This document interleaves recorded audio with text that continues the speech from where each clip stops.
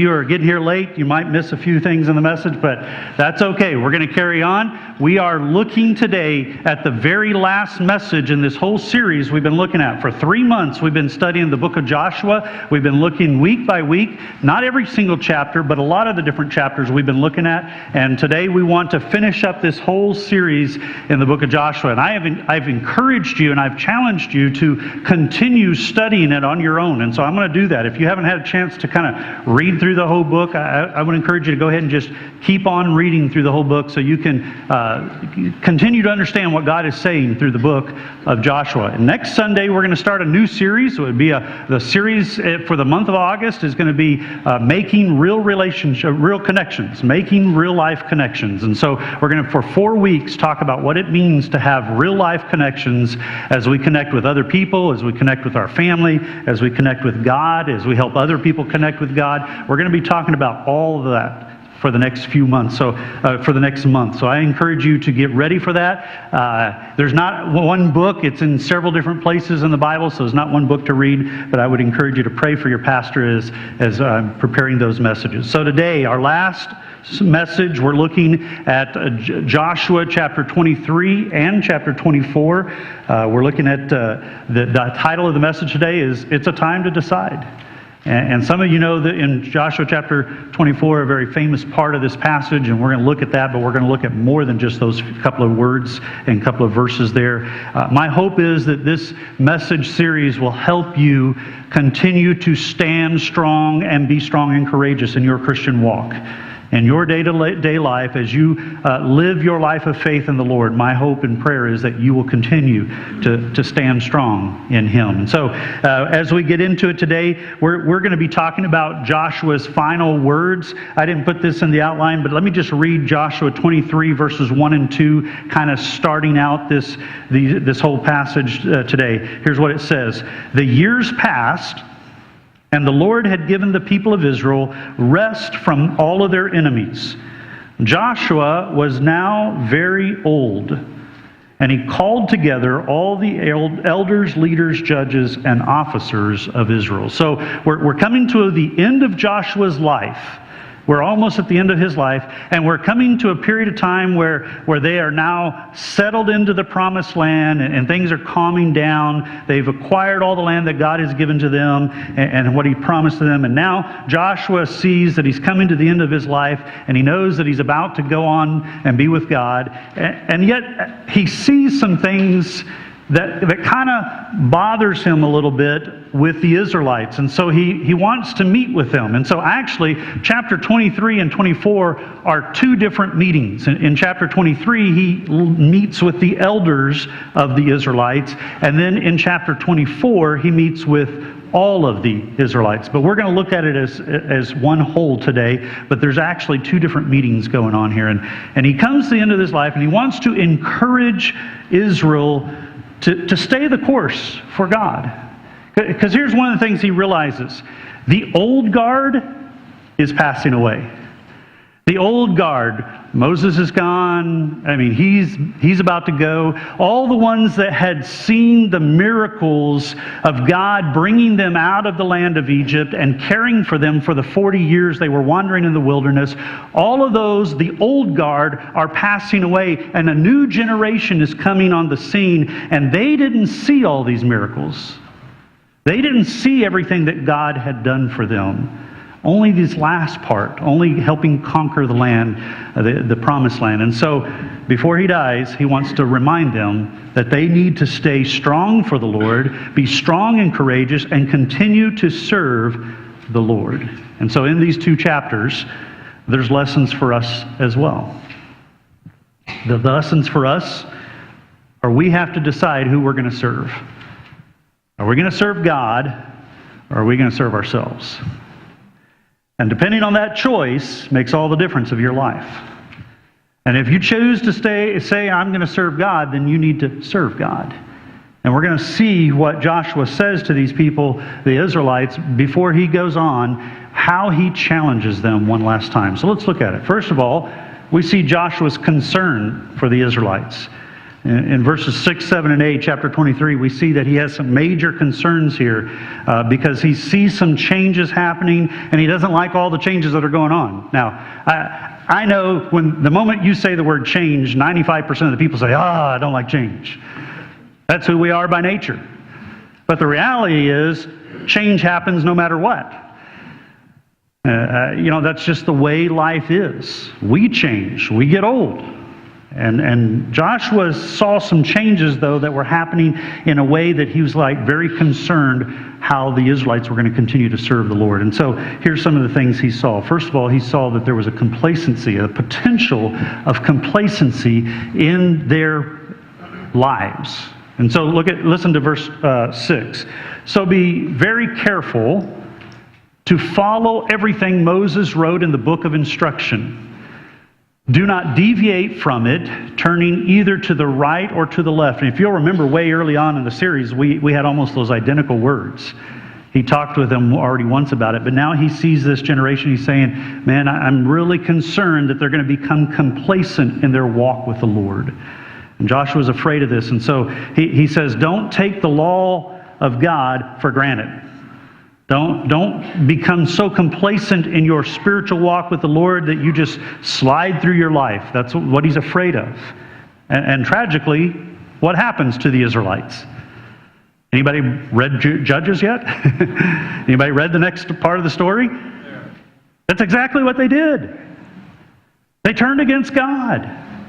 Joshua saw it coming, and he was concerned and he was worried for them. Joshua challenges them to stay close to God, and he says, be careful to follow the book of instructions. Well, we got a book of instructions today, don't we? Yeah. And so he's speaking to us as well. You see, here's the thing. The sin of complacency and apathy is really easy to fall into. And if I were to tell you as a pastor what I see today in our Christian world is just exactly this. It's so easy to get complacent. It's so easy to get apathetic. And it's so easy to just kind of get in neutral or cruise control would be the better word, you know? You're going along in your Christian life and you just kind of put it in cruise control, hit that button and just slide. And you're not growing. And actually, if you're not growing, you're falling behind. I like, one pastor said this years ago, I've always remembered this. He says, if you're the same spiritually today as you were a year ago, you're failing and falling behind. You need to be growing every single day in your walk with the Lord. And the challenge was for the Israelites to walk with Him.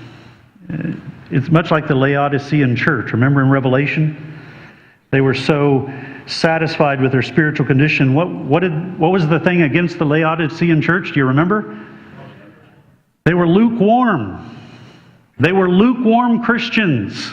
And the problem is they weren't hot for the Lord, neither were they cold for the Lord. And what do we see today in so many ways? We see lukewarm Christians. Oh, everything's great. I'll go to church.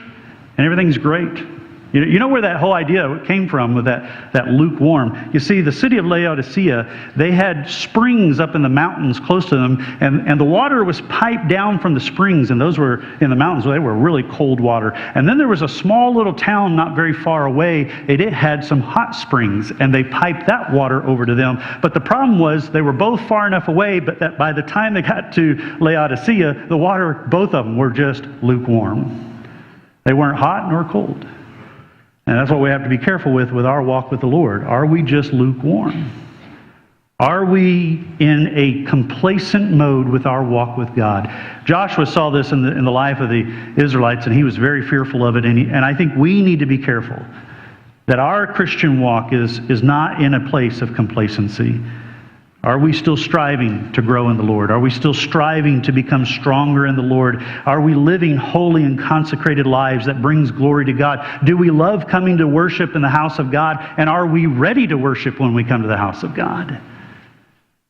Instead, too many times what we see is self-centered Christians, self-centered people that are so complacent in their walk with God. Joshua was very concerned about complacency. He's also concerned that they would compromise. They would compromise. Listen to verse 7. Make sure you do not associate with other people still remaining in the land. Do not even mention the names of their gods, much less swear by them or serve them or worship them. Joshua's like, man, I'm not just worried about them becoming complacent in their Christian life. I'm concerned about them compromising and not just serving God, but then starting to serve these other gods. He's like, they're going to compromise. They're going to mix it all together, if you will. And he says, notice what he says there, don't even mention the names of their gods. Man, that's pretty strict, is it not? He didn't say don't just worship them, don't just serve them. He says don't even mention their names. That's how strict he was. Why? Because he knew he had to set the standard very high because they would compromise. And I wonder, what about us today? Are we just as guilty of compromising? We give God his affection on Sunday, but we give our own lives affection the rest of the week. We worship God here together, but then we walk out of this room and we think, oh, it's my week now. Let me go do whatever I want. And so we compromise. And so many times that we're guilty of this compromise in our life, and we begin sliding in our faith, and we indulge in things that we know that God would not be happy with. And yet we say, well, so-and-so says he's a Christian and he's doing it too. So what? What standard are you going to live by? So-and-so's or God's? How do we avoid the trap, the compromise? We have to stay close to God. 1 Thessalonians reminds us to abstain from all appearance of evil. You remember that? Okay, that's another whole message for another day, okay? But listen to those words, appearance of evil. It doesn't say just avoid evil, it says appearance of evil. Is what you're working in or living in and doing look like evil? Then get away from it. One preacher said it this way, if it looks wrong, smells wrong, or even seems wrong, it's wrong, get away from it. And that's what he's saying right here. Don't compromise. And then in verse 8 he goes on and says, I'm fearful of their commitment. Listen to verse 8. Rather cling tightly to the Lord your God as you have done until now. Cling tightly to the Lord your God because you're doing it now, but I'm so afraid you're not going to do it later. Be committed to the Lord. Cleave to the Lord. Once again, we know that Joshua was right. Because if you read the rest of the story, they got away from the Lord. They started doing their own thing. And I love that word there, cling tightly. Some of your translation says the word cleave. If you'll go back to Genesis, that's the word there, where a man shall leave his father and mother and cleave to his wife. Hold tightly, become one with God. That's what he's saying. Grab hold of and don't let go. That's what we'd say today, okay? That's how I want you to remember that word. Cling tightly. Grab hold of it and don't let go. And just as with the other two things he was concerned about, he was concerned for their commitment, that they would not stay committed to the Lord. And that's what our concern is for today as well. Because I want to tell you something. I want to share with you a verse in Matthew chapter 10. Jesus talking about commitment. Listen to these verses. If you love your father and mother more than you love me, you're not worthy of being mine. You are not worthy of following after me. Or if you love your son or daughter more than me, you are not worthy of being mine. If you refuse to take up your cross and follow me, you are not worthy of being mine. Wow. Those words are strong, people. God is to be number one. Jesus, the Lord, is saying here, I have to be clearly number one in your life.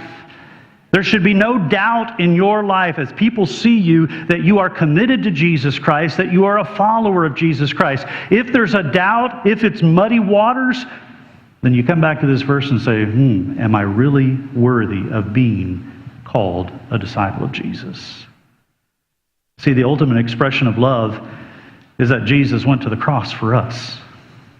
And then he asked the same question, are you worthy to pick up your cross daily and follow me? Are you completely his? See, in his final words, he had some grave concerns of what was happening. But he didn't just have concerns, he had some challenge for them as well. He said, I want to challenge you. And in this next section, when we look at these verses, he talks to the elders, and then he talks to the people as a whole, and he says, here are some things about God you need to understand, and you need to follow after him, and you need to understand this about him to be able to follow after him. You have to consider some things. First of all, consider God's wrath. Now there's a good one to start with, isn't it?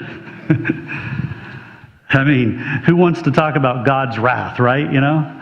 Most of us don't want to talk about that. Most of us don't even want to read about God's wrath. And I can't read all those verses there, but verses 9 through 16 of chapter 23, it continues to talk about the seriousness. Here's what I want you to understand in this first one. God takes very seriously to follow after him. If you read the verses, you'll see that he says, if you don't take it seriously, Israelites, if you don't follow after me, then I'm just going to let you be wiped out. That's what he said to the Israelites. If you will serve the Lord, he'll bless you. But if you disobey him, then he has to rebuke you. Look at verse 11. It says, so be very careful to love the Lord your God. We have verses in the New Testament saying the same thing, right? The greatest commandment is what? That you love the Lord your God with all your heart, soul, mind, and strength. It's no different than the Old Testament. It's the same thing. It's just he just says it in stronger words that are completely we're to love him with everything that we have. Joshua goes on and explains a little bit of the wrath of God. Let me just read a couple of verses, verse 12 13. But if you turn away from him and cling to the customs of those who are survivors of the nations remaining among you, and if you intermarry with them, then know for certain that the Lord your God will no longer drive them out of your land. Instead, listen to this, they will be a snare and a trap to you, and you will vanish from this good land the Lord your God has given you. Man, people, we don't realize how strong that is. He's saying this. Joshua, at the end of his life, he's saying, guys, God is serious here. If you want to continue as a nation and be blessed by God, then you have to follow God with your whole being. You can't just say, oh, I follow him on Sundays or Sabbath, and then do whatever I want the rest of the week. The challenge applies to us today as well. You can either live with God's blessing, or you can live with his rebuke. There's no other choice but those. But the choice is yours. You have to determine whether you're going to enjoy the blessing of God or you're going to enjoy the rebuke of God. Remember the church of Ephesus in the book of Revelation? Remember what their problem was? You remember it? They had lost their first love. And what's happening in your life? Have you lost your first love? The wrath of God. But not only the wrath of God, he goes on after that and he talks about the works of God. He goes back over all that God has done for them. I love the way they do this over and over in the Old Testament. If you read the Old Testament, they'll go back and say, oh, God blessed Abraham and God blessed Isaac and Jacob. And they rehash history. Why? Because they want to remind themselves of the blessing of God. See, too many times we don't do that, do we? We're not reminded of the blessings. We don't take time to remember the blessings that God has given. But Joshua reminds them of all that the Lord has done for them. And if they will remember his goodness, his thought process is this. If they will remember it, they're more likely to stay with him. If they forget what God has done, then they'll go do their own thing. So in these verses, he talks about Abraham and Isaac and Jacob and Moses and Aaron. He talks about how God led them through the 40 years in the wilderness and how he helped them conquer the promised land. He reminds them of all the works that God has done. And I think you and I need to come to a place where we do the same thing. We need to be reminded of all the things that God has done for us. And all the things that God has done for us should motivate us to live for him, right? Amen. Think of all the things he's done. He died on the cross for you. He loved you even when you were still a sinner and you were lost. He forgave all your sins and all your failures by dying on the cross for you. He adopted you into his family. He has promised you a home in heaven. He has met your needs every single time. Not always your wants, but your needs. He has blessed you. He's never left you, never forsaken you, because that's his promise. Think of all the things that he has done for you. And when you think of those blessings, what God has done, that will help you stay in a closer relationship with him. And then it's his will. God's will. Now, these are the famous verses that many of us know from Joshua chapter 24. And I love these verses. These are some of the best verses in the whole book of Joshua. And I'm going to read a couple of them for you, but it's just part of the greater story that's going on here. Listen to these verses. So fear the Lord and serve Him wholeheartedly. Put away forever the idols your ancestors worshipped when they lived beyond the Euphrates River and in Egypt. Serve the Lord alone. But if you refuse to serve the Lord, I like this right here, then choose today whom you're going to serve. Would you prefer the gods of your ancestors that served way beyond the Euphrates River? Or will it be the gods of the Amorites in whose land you now live? But as for me and my house, Joshua says, we will serve the Lord. You see, it comes to a place where there's a choice that has to be made. The choice is, who are you going to serve? God's will for your life or your own will for your life? Which way are you going to go? And see, he challenges the Israelites. He says, hey, if you want to ignore God, that's fine. Remember those gods that were way back in the Euphrates River? That's a long time ago, but you can worship them. Or you can worship the little gods here of the Amorites. You can worship them if you want. They're meaningless. They're powerless. But you can choose to worship them, or you can choose, as I am choosing today, and my family's choosing today, that we will stay and worship the Lord. The choice is there. And I challenge you today, the choice is there for each and every one of us. I want to remind you of one thing, though. Talk is cheap. Talk is really cheap. You can talk the talk, and you can say in church, I'm going to follow the Lord, but when it goes out these doors, how are you going to walk with the Lord? You got to walk the walk, not just talk the talk. I want you to search your life and make sure that you are following Him. If there's anything hindering you from following after Him and being wholeheartedly committed to Him, then He wants you to confess that and get it out of your life. Joshua gives them a decision, and I think we have the same decision today. Whom will you serve? And then we consider the witness of God. The last few verses there, Joshua begins to tell the people that it's kind of interesting, because if you read it, at first it's kind of confusing. He's telling you can't serve God. You're just not really going to be able to do it. And because of the way the language is translated over, it kind of sounds odd in English, but here's what he's trying to get at for us to understand. God is always watching you. That's what he's saying. God is always your witness. You may fake out your pastor or your deacon or your Sunday school teacher or your Sunday school class. They may not know the truth, but God does. You can't fake him out. God is your witness.